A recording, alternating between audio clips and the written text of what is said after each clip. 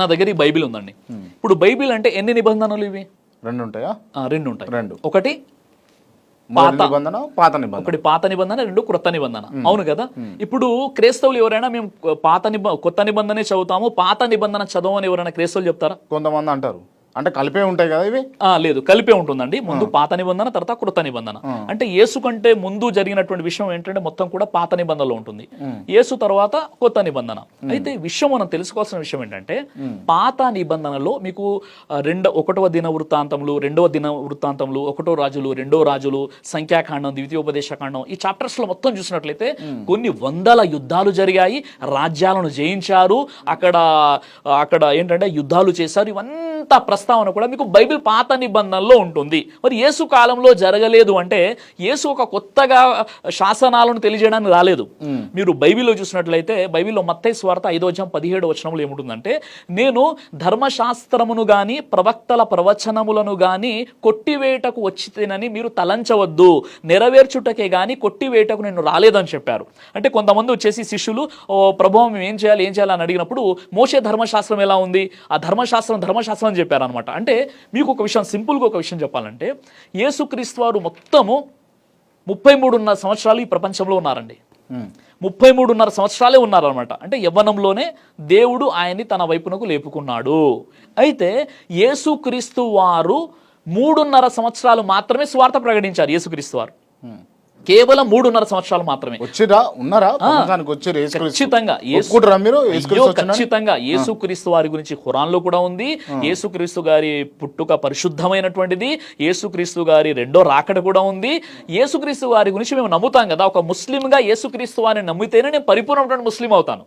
ఏమని నమ్మాలి? ఆయన ఒక ప్రవక్త నమ్మాలి.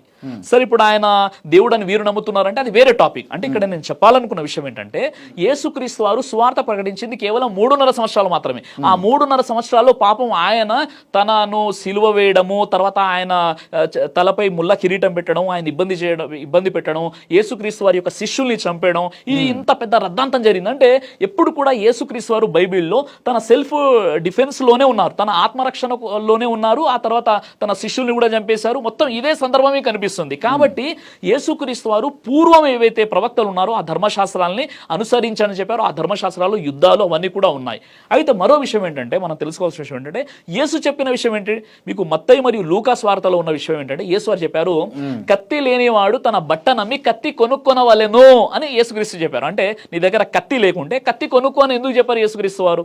అదేవిధంగా యేసుక్రీస్తు వారు చెప్పినటువంటి విషయం ఏంటంటే, నేను సమాధాన పరుచుటకు వచ్చితేనని మీరు తలంచకుడి, నేను ఖడ్గమునే గాని సమాధాన పరచుటకు నేను రాలేదని చెప్పారు.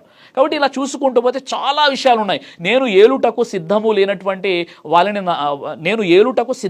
లేనటువంటి వ్యక్తులను నా దగ్గర తీసుకొచ్చేసి వాళ్ళని సంహరించడానికి కూడా చెప్పారు.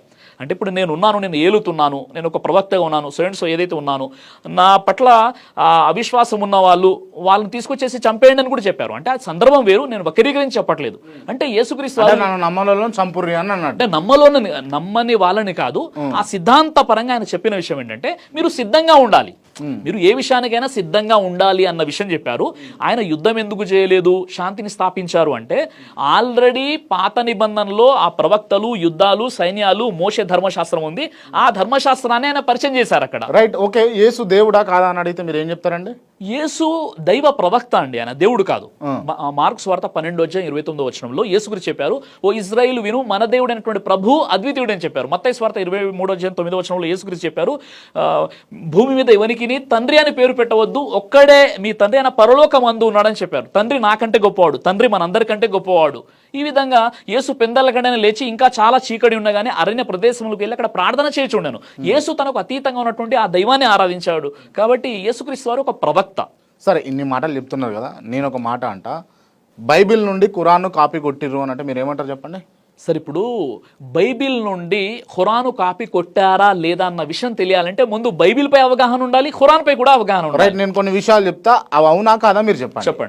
బైబిల్లో లోతు ఉంటే ఇక్కడ లూతు అని ఉంటుంది, అక్కడ ఆడాము అని ఉంటే ఇక్కడ ఆదాము అని ఉంటుంది, అవును. అక్కడ యేసు అని ఉంటే ఇక్కడనేమో ఈసు అని ఉంటుంది. కాపీ కొట్టారంటున్నారు, చెప్తున్నా. ఓకే, ఒకవేళ బైబిల్ నుండి ఖురాను కాపీ కొట్టారు అంటే ఇప్పుడు మీరు చెప్పినట్లుగా దావీదు ప్రస్తావన బైబిల్లో ఉంది మరియు ఖురాన్లో ఉంది.